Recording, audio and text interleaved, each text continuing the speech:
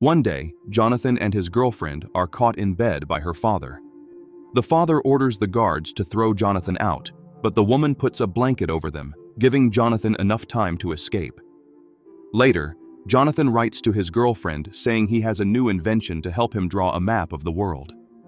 Meanwhile, a group of women is floating candles on a lake. One of the women, named Panochka, swims away and disappears into the tall grass. The rest of the group searches for her. Her friend Nastusia finds her drowned in the water, but Panochka suddenly wakes up and grabs Nastusia, causing her to fall into the water. Fortunately, she is saved by a mysterious horned creature. The creature places her next to Panochka and then leaves. Later, the villagers find the two women. The village chief, who is Panochka's father, takes her back to the town. She whispers something about sheep's skin to the chief and asks him to find Brutus, a student priest, and ask him to pray for her. The village priest gives a sermon while the chief returns to the town. Nastusia suffers brain damage from the time spent underwater, and Panochka's body is taken to a church.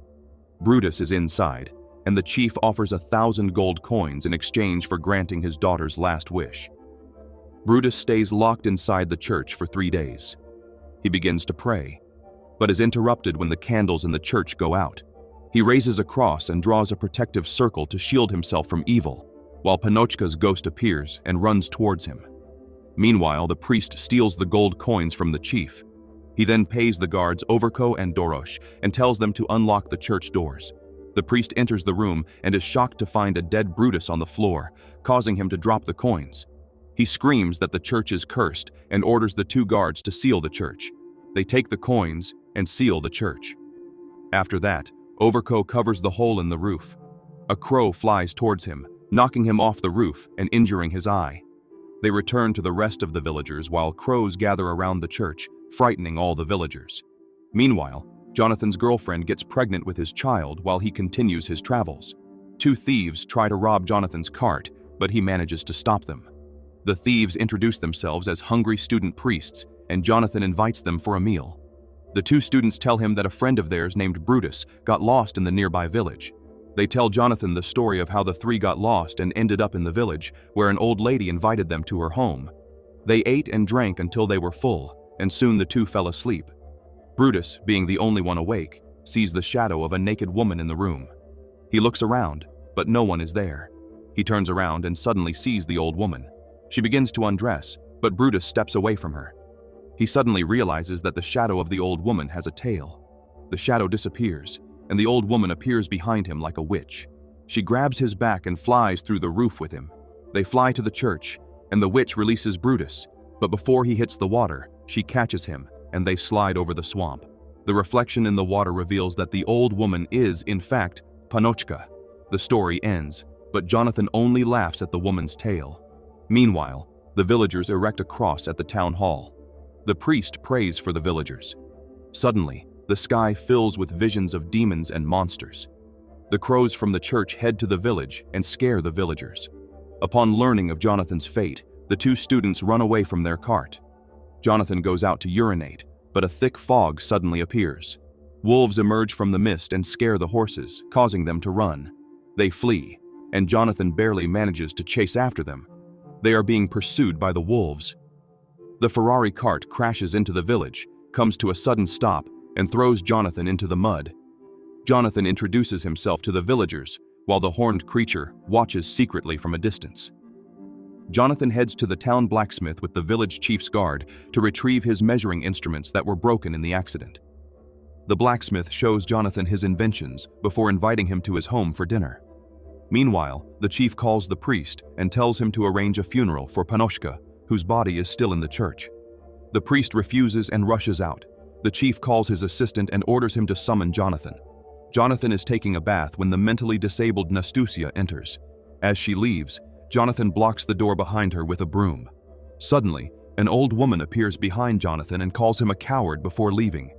Jonathan notices a hole in the ceiling and concludes that this is where Brutus was dragged by the witch. He mounts the broom and rushes to the hole. The chief's assistant appears from a hole and grabs Jonathan. He tells Jonathan that the village chief wishes to meet with him in secret. Jonathan goes to the chief, who asks him to make a map with the church at the center. He promises Jonathan 1,000 gold coins, But this is a lie, as he only has one coin left. He gives the coin to Jonathan as an advance and sends his assistant to help Jonathan. At the same time, the priest orders the 2 guards to follow Jonathan, fearing that the chief would use him to help with his daughter's funeral. They search for Jonathan and pass through a forest. The horned creature appears, but only their horses can see it. Soon they arrive at the blacksmith's house. Jonathan returns from the chief's house and climbs up the hole to hide the secret meeting. They all end up having dinner together. During dinner, the 2 guards tell Jonathan the story of Brutus and how they escorted him to the church in the past. According to their story, Brutus was enchanted by Panochka's beauty. He tried to touch her face, but her body fell to the ground. When Brutus turned, Panochka was before him using her witch powers. Panochka controlled the vines around them to capture Brutus. Then Brutus draws a circle on the ground with chalk, and Panochka cannot touch him while he is inside the circle. This gives him enough time until the sun rises, and Panochka is forced to return to her coffin. The story pauses, and conversation resumes. One of the men shows Jonathan the chalk and tells him it is for protection against evil. The 2 guards continue their story. Apparently, the following night, Brutus hammers Panochka's coffin.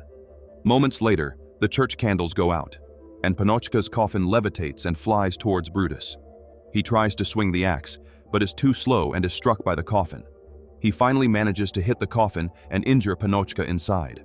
However, the axe gets stuck in the coffin. When the coffin rises into the air, Brutus is lifted with it. He drops the axe and falls to the ground. The axe drops and nearly hits Brutus.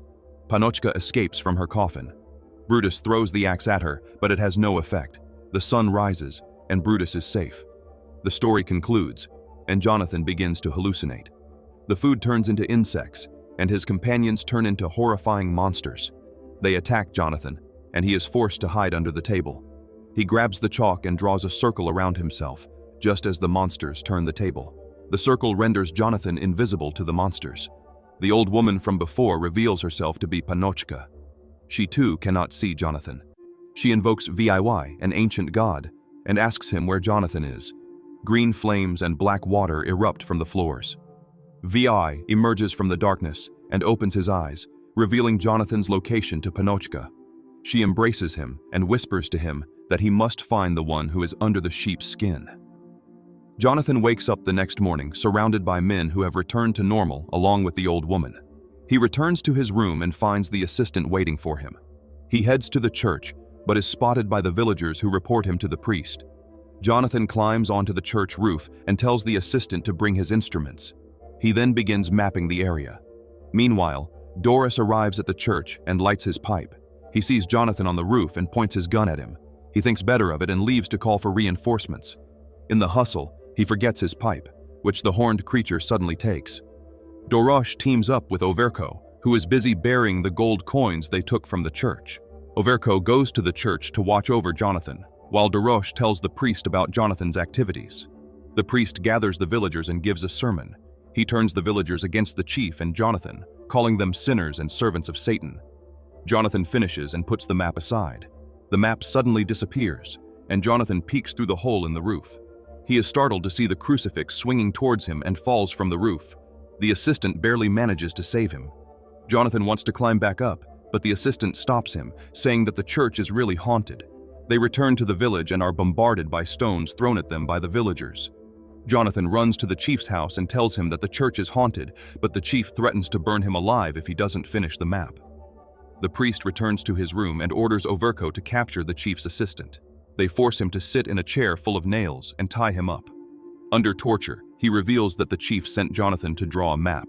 They release him after that, and the assistant sneaks into Jonathan's room and tells him they have to escape.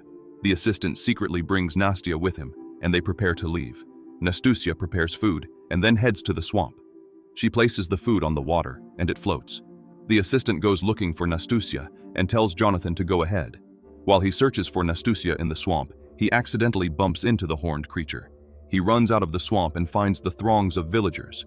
He warns them about the monster, and they move toward the swamp to hunt it. Meanwhile, Overko returns to his buried coins, but discovers they are missing. He finds Dorashi's pipe there and assumes Doras stole the money. Doras arrives looking for it, and they get into a fight. Overko loses, but manages to escape to the swamp. Doras chases him, but Overko ambushes him from behind and kills him. He loots Dorashi's body and steals his gold. Nastusia finds Overko while he is looting the body. The guard hands her a knife just as the villagers arrive. He incriminates her and pretends she killed Doris. The villagers call her a witch and capture her. They throw her into a well at the town hall. Meanwhile, Jonathan passes by the villagers. He encounters the horned creature and stabs it before falling back into the water. Out of nowhere, his map case suddenly appears. He grabs the handle of the case and pulls himself out of the water. Jonathan sees that the horned creature was just an empty costume made of sheepskin, meaning that the criminal who used it to commit his crimes had escaped. Jonathan rushes back to the chief's house and shows him a piece of the sheepskin costume. The chief orders him to find out who wore the creature's disguise. Jonathan agrees, but asks the chief to ensure his safety and save Nastusia, who is about to be killed by the crowd. The chief goes to the town hall and orders the guard to free Nastusia. The guard refuses. Overko sneaks up behind the chief and hits him in the head, killing him. The priest orders the villagers to capture Jonathan. Jonathan tries to defend himself, but ends up losing and is thrown into the well with Nastusia. Jonathan tells Nastusia that he knows she has secretly been feeding the horned creature to show her gratitude for saving her from drowning. While they are in the well, Jonathan hears Overko and the priest plotting to take over the village. Suddenly, a guard descends into the well and rescues Nastusia. They publicly humiliate her. The assistant tries to save her but is beaten up. The villagers tie Nastusia to a cross and take her to the swamp. They place her in a boat, and the priest tells them that if she floats, she must be a witch. However, Overcome makes holes in the boat to ensure it sinks. They plan to use her as bait to summon VIY, the ancient god. Meanwhile, the chief guard switches places with the guard watching Jonathan. He frees Jonathan. Jonathan is almost escaping when he sees the assistant trying to kill himself out of guilt for not saving Nastusia. Jonathan saves him and tells him they can still save her. He orders the assistant to put on the sheepskin disguise and lead the villagers to the church. He goes to the swamp and distracts the villagers, leading them to the church. Jonathan enters the church and sees Panochka's body. While looking at her, a stranger tries to steal his maps, but Jonathan catches him. The stranger attacks Jonathan unsuccessfully. He then tries to run away, but Jonathan draws his weapon and stops him. It is revealed that the stranger is none other than Brutus. Jonathan assumes that it was Brutus who swung the crucifix earlier, causing Jonathan to fall from the roof. He assumes that Brutus was in love with Panochka and must be the real criminal who humiliated her before leaving her to die in the swamp. Panochka's last words were for Brutus, who was wearing the legendary horned creature costume when he committed the crime. However, Brutus tells Jonathan that he is mistaken. He tells Jonathan that it was he who saved him when he was drowning in the swamp earlier. He adds that he did not kill Panochka.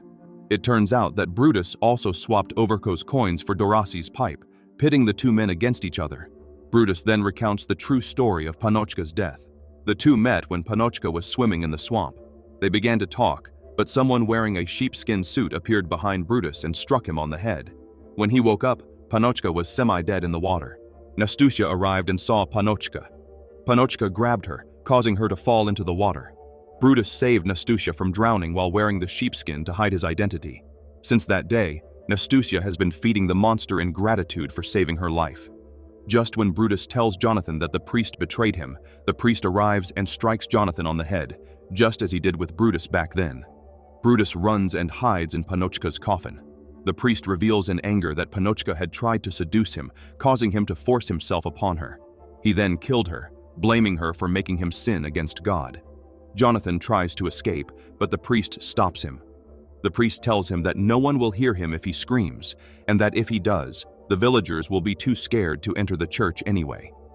He tells Jonathan that he is the Messiah, meaning he owes it to himself. This proves that he is just a man greedy for power, determined to manipulate and take advantage of the superstitious attitude of the villagers to place himself in power. Unfortunately, the villagers arrive at the church and are able to hear his entire speech before killing Jonathan. The priest tells him to pray. He then raises the axe to kill Jonathan, but the crucifix falls on him from above and kills him. Jonathan makes the sign of the cross, shocked by the miracle that just occurred. The town later returns to normal. Overko tries to steal Dorasi's old horse, but the horse kicks him in the face. He falls to the ground, and his gold coins scatter everywhere, causing the villagers to laugh at him and shame him for his greed. Nastusia and the assistant also end up as a happy couple. Panochka and her father are both buried, with Brutus presiding over the funeral. Jonathan fascinates the village children by creating a filming machine with the blacksmith. He then leaves the town and resumes his journey to chart a truly accurate map of the world. Meanwhile, the father of Jonathan's girlfriend discovers Jonathan's travels through the letters he confiscated from her. He regrets having judged Jonathan so harshly and plans to publish Jonathan's magnificent story. He reads Jonathan's letters to his son, hoping that he learns what kind of great man his father is.